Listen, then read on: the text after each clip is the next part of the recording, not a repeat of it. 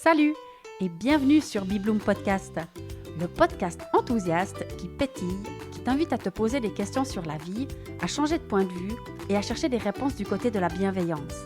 J'y partage mes réflexions et découvertes personnelles en fonction de ce que je vis au quotidien et j'invite régulièrement des personnes avec qui j'ai plaisir à échanger pour partager avec toi et t'inspirer.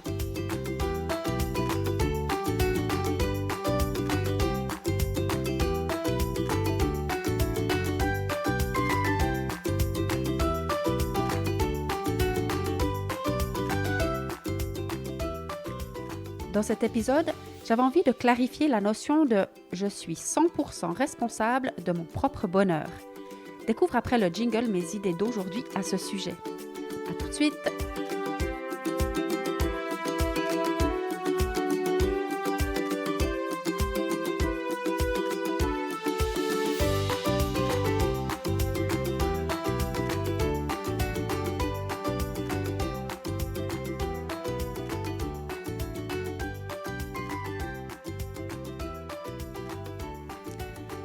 Alors, 100% responsable de mon propre bonheur. Quelle notion intéressante.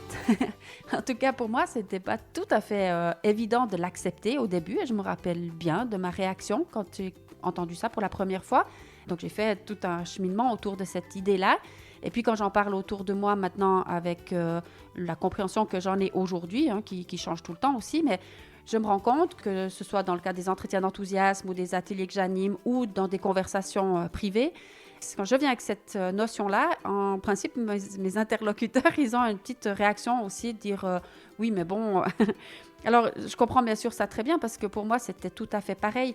Mais n'empêche que d'avoir réfléchi à cette idée, d'avoir compris à ma manière en tout cas, ou ce que je vais un peu essayer de partager avec toi aujourd'hui, ça a vraiment changé ma vie. Alors, c'est venu plusieurs fois dans mes conversations de ces dernières semaines. Je me dis, ça, c'est le thème pour mon prochain podcast.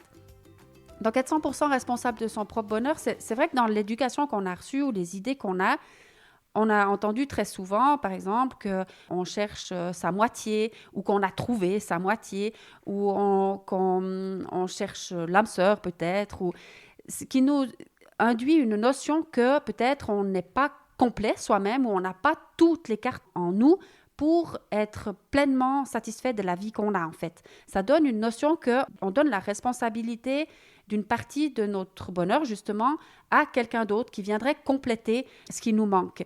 Et puis là, je pense que c'est déjà, au départ, une fausse idée, une fausse croyance qu'on nous a transmise par l'éducation, par la conscience collective. Enfin, c'est une idée qui tourne comme ça et qui ancre en nous le fait que peut-être on n'est pas complet et qu'on doit chercher quelque chose à l'extérieur.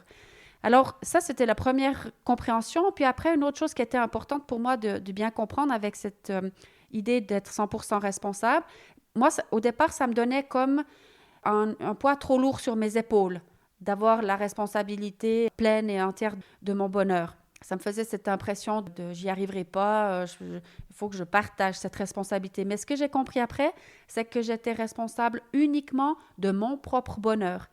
Et là, ça dégage beaucoup parce que moi, je pensais aussi que j'étais responsable du bonheur des gens autour de moi, de mon mari, de mes enfants, de ma famille, de mes amis. J'étais en partie responsable de leur bonheur aussi. Et puis là, alors par contre, si je crois que je suis responsable d'une partie du bonheur de tous les gens que j'ai autour de moi, forcément, ça met un sacré poids sur mes épaules. Puis j'ai compris qu'en prenant la responsabilité 100% de moi et en libérant tous les pourcentages que je pensais devoir donner aux autres, au final, c'était beaucoup moins que ce que je pensais. Et puis, tant qu'on croit que notre bonheur va venir de l'extérieur, on n'arrive pas à complètement le satisfaire parce que personne autour de nous peut savoir exactement ce qui est bon pour nous. Il n'y a que nous qui savons ça, donc on doit vraiment travailler sur soi et prendre soin de soi et s'aimer soi-même et se le dire et se valoriser et faire augmenter notre confiance en nous, l'estime qu'on a de nous-mêmes. Et tout ça, c'est en fait, on peut y aller sans limite dans cette direction de prendre soin de soi, mais tant qu'on croit que c'est l'autre ou qu'on met ça sur l'autre, moi, j'avais pas tellement cette sensation que je mettais mon bonheur dans les mains de quelqu'un d'autre, mais plutôt que je reprochais mon malheur aux autres. C'est que si j'étais pas heureuse, en fait, c'est parce qu'ils agissaient comme ça ou parce qu'ils me faisaient subir ci ou ça. J'étais plutôt dans cette posture-là, de pointer du doigt l'autre parce qu'il me rendait malheureux, plutôt que de lui faire croire que c'est il ou elle qui devait m'aider dans mon bonheur. Puis en comprenant ça, ça voulait dire que j'allais vraiment me tourner vers moi et commencer par me mettre au centre, en fait. Mais là, il a fallu aussi libérer cette notion de culpabilité ou de pour qui tu te prends, de te mettre au centre, de penser que c'est toi qui est la plus importante. Mais après, j'ai aussi compris, mais si tout le monde fait ce raisonnement-là, que si chacun individuellement comprend qu'il ou elle est seul responsable de son propre bonheur, qu'il arrête de mettre ce poids sur les épaules des autres et puis qui travaille à son propre bien-être, à sa propre aisance, à se transformer, à guérir toutes ses blessures. Parce qu'en fait, ce qui se passe, c'est que tant qu'on n'a pas guéri toutes nos blessures, on les reporte sur l'autre. On pense que l'autre, il va nous guérir des blessures d'abandon, des blessures d'injustice, des blessures de l'enfance ou de l'éducation qu'on a reçues ou des blessures, encore une fois, de la conscience collective. Donc, quand on comprend ça, qu'on est seul à bord du bateau, puis si chacun comprend ça, c'est tout sauf de l'égoïsme parce qu'en fait, en se tournant vers l'amour de nous-mêmes, en se tournant vers nos propres transformations et en se nourrissant soi-même, en comblant en fait tout l'amour dont on a besoin nous-mêmes, puisqu'on est complet, on peut faire ça soi-même.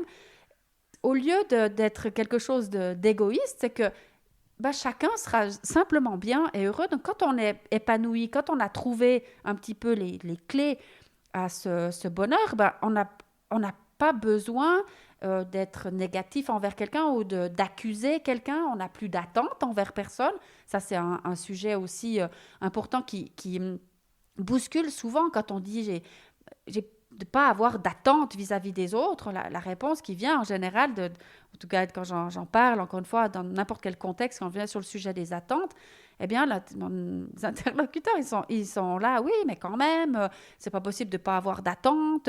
Eh ben oui, en fait, c'est possible de libérer ces attentes qu'on met sur l'autre dans une relation, que ce soit une relation amicale, que ce soit une relation amoureuse ou avec nos enfants.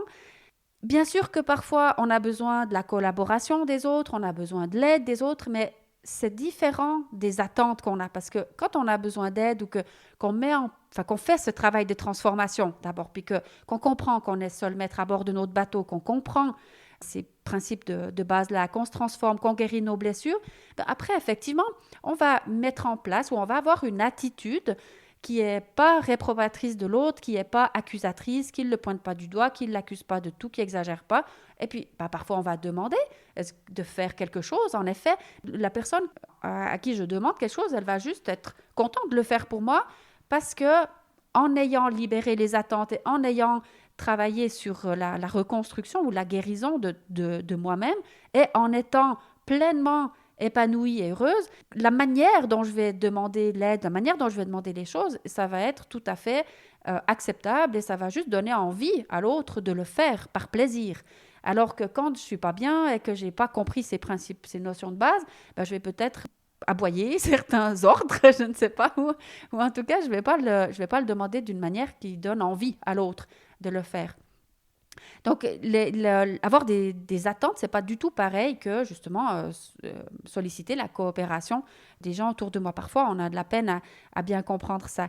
En tout cas, dans la notion aussi de prendre soin de soi, j'ai envie de revenir là-dessus. Parfois, on se dit, bon, alors je prends soin de moi, je m'accorde du temps et puis je vais prendre une demi-journée où je vais me faire un massage, où je vais partir marcher 2 heures de temps. Et puis, en fait, quand je rentre du temps que je me suis accordé, eh bien, ça explose tout de suite quand je suis de retour à la maison. Puis là, dans l'idée de prendre soin de soi, c'est mieux de faire plusieurs fois, s'accorder plusieurs fois des petits moments qu'une fois 2 heures dans la semaine. Parce que là, c'est effectivement, on se met au centre peut-être, ou on s'accorde un peu de temps, mais un grand moment, une seule fois. Et puis en fait, on a besoin très, très régulièrement de petits moments pour soi qui peuvent être des petites 5 minutes, même 2 minutes pour soi. Juste de s'éloigner un moment, respirer, se recentrer sur soi, prendre un petit peu de recul sur la situation. Mais ça, on en a besoin souvent. Donc, le prendre soin de soi, c'est dans toutes les petites actions du quotidien. Et puis, c'est très, très régulièrement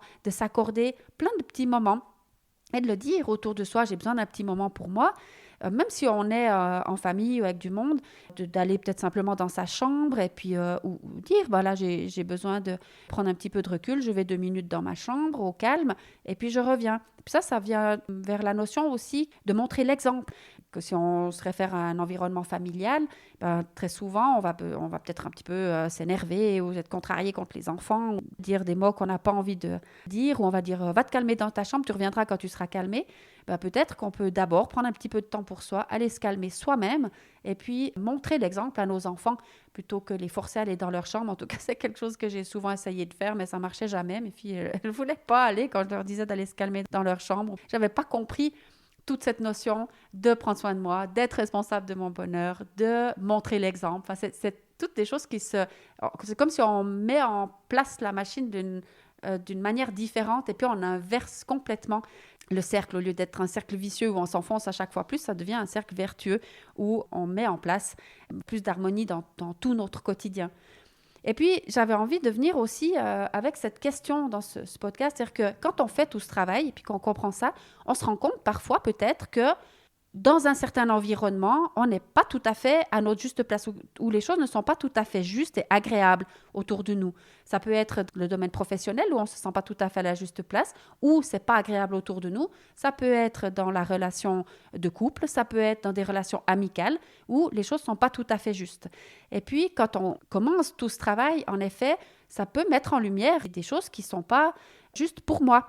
Alors, parfois, l'environnement autour de nous change parce que les gens qu'on a autour de nous font les mêmes compréhensions au même moment et ils ont envie d'aller aussi dans cette direction-là et ils font ce travail de devenir 100% responsable de leur bonheur et puis on peut partager et le faire ensemble. Mais parfois, ce n'est pas le cas. Quand on fait nous-mêmes ces compréhensions, les gens autour de nous, ils réagissent de manière parfois surprenante en disant que souvent ça les agace ou ils ne comprennent pas ou ça commence à mettre de la distance dans nos relations. J'avais envie de te lire un texte à ce sujet parce que forcément, quand on se transforme, l'échiquier autour de nous, il se transforme aussi. Les choses changent. Et puis ça, c'est tout à fait OK aussi que les choses changent. Parfois, même si ça nécessite des changements qui font peur ou qu'on n'a peut-être pas envie de vivre, mais c'est tout le temps pour le mieux derrière, hein, que ce soit prendre la décision de changer de travail ou d'adapter des choses dans notre quotidien. Puis en réfléchissant ce matin à ce que j'avais envie de partager avec toi dans ce podcast, je suis tombée par hasard, qui fait tellement bien les choses, hein, ce hasard, sur un texte de Paulo Coelho, un auteur que j'aime beaucoup. Et là, il dit « Il est tellement important de laisser certaines choses disparaître, de s'en défaire, de s'en libérer. Il faut comprendre que personne ne joue avec des cartes truquées. Parfois on gagne, parfois on perd. N'attendez pas que l'on vous rende quelque chose, n'attendez pas que l'on comprenne votre amour. Vous devez clore des cycles, non par fierté, par orgueil ou par incapacité, mais simplement parce que ce qui précède n'a plus sa place dans votre vie. Faites le ménage, secouez la poussière, fermez la porte, changez de disque, cessez d'être ce que vous étiez et devenez ce que vous êtes. Je trouvais que c'était très inspirant comme message pour avancer d'aujourd'hui. Et puis après, il y avait quand même autre chose que je voulais compléter en fait, c'est que on pourrait aussi croire du coup que quand on est 100% responsable de son propre bonheur, on n'a besoin de personne et puis voilà, on s'enferme dans sa bulle, tout ça. Mais en fait, c'est pas tout à fait ça non plus parce que c'est plutôt que quand on comprend tout ça et puis qu'on se libère des attentes et qu'on cherche plus le bien-être dans l'autre et qu'on rencontre, on a quand même plein de monde autour de nous et en fait, ces gens-là, toutes les personnes qui sont dans notre échiquier là, elles nous mettent plein de cerises sur notre gâteau, en fait. C'est comme juste des plus et c'est merveilleux de pouvoir avancer et de pouvoir profiter de bons moments partagés et de l'aide des autres. C'est pas qu'on n'a plus besoin ou que c'est pas agréable de partager certains moments, de faire des choses ensemble, d'évoluer avec l'autre par nos conversations, par les activités qu'on partage. Ça c'est vraiment nécessaire quand même. L'idée, c'est pas d'être tout seul, mais c'est juste de profiter et d'accueillir ce que l'autre a à nous donner et donner aussi en retour à l'autre Mais voilà, sans pression, sans attente. L'autre, c'est pas la cause de nos problèmes, c'est la source de solution. C'est le bonus, c'est le petit truc en plus qui nous fait waouh. Et puis ça, bien sûr, c'est juste génial. Mais pour moi, en tout cas, dans mes compréhensions, ça passe par ce travail sur soi en premier, de libérer toutes les blessures, de se transformer, de prendre soin de soi, de s'autonomiser, de se responsabiliser. Et là, après, ça fait des grands wow tous les jours. En tout cas, j'espère que ce message t'inspire et te donne un éclairage sur peut-être certaines choses que tu es en train de vivre maintenant. Et ben voilà, moi je te souhaite une merveilleuse journée et puis je me réjouis de te retrouver dans le prochain épisode.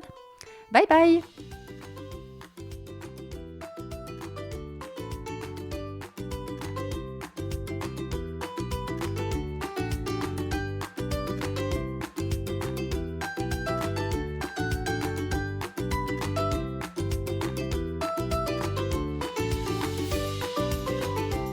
Et je suis à ta disposition pour poursuivre la conversation sous forme d'entretien d'enthousiasme sur n'importe quel sujet qui t'intéresse.